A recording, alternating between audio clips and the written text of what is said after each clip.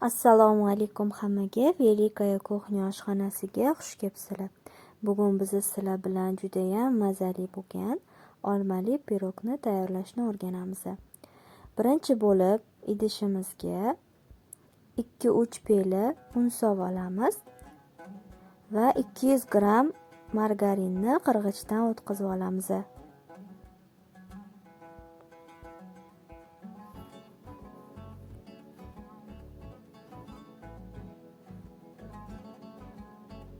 Endi 1 choy qoshiq razrihlitel solamiz.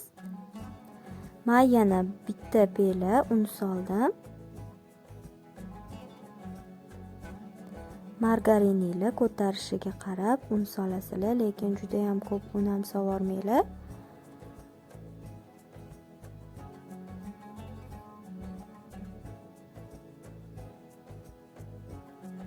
Endi 200 gram shakar solamiz.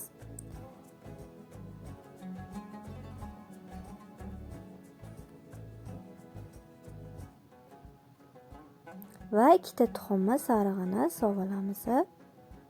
Oqini solmaysizlar.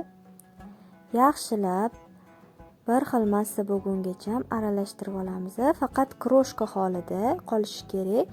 Xamir qilib qo'ymanglar, qo'linglar bilan qattiq ezib xamir qilmanglar. Menda hammasi bo'lib 800 gram, 850 gram un ketdi. Endi ustini yopib muzlatgichga qo'yib qo'yamiz. Endi oldindan 5 ta 6 ta olmani qirg'ichdan chiqarib oldim va 100 gram shakar, 1 choy qoshiq vanilin solib aralashtirib oldim. Menda kichkinaroq olma bo'lgani uchun 5 ta 6 ta ishlatdim. Agar olmanglar katta bo'lsa, 4 ta dona olma ham bemalol yetadi.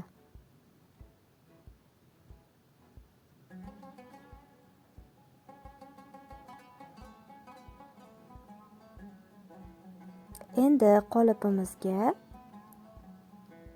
kroshkamizni yarmidan ko'prog'ini solib olamiz.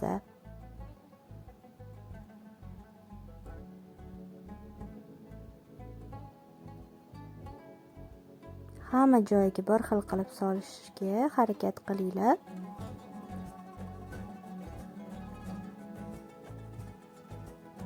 Endi tayyorlab olgan olmali nachinkamizni ham ustidan solib olamiz.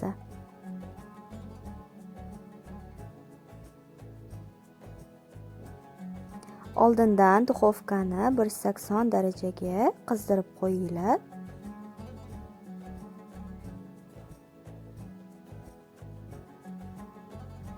Endi buni ustidan qolgan kroshkamizni sepib chiqamiz.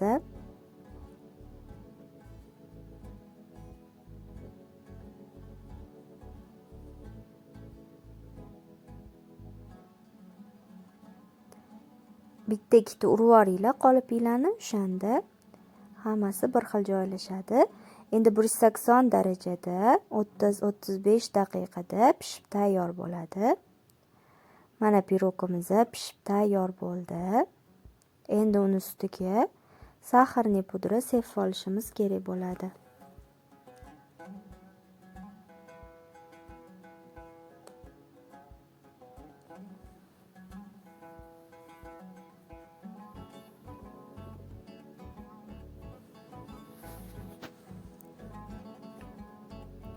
Juda ham yumshoq, mazali piroglardan bo'ladi. Endi bemalol kesib dasturxonga tortsanglar ham bo'ladi.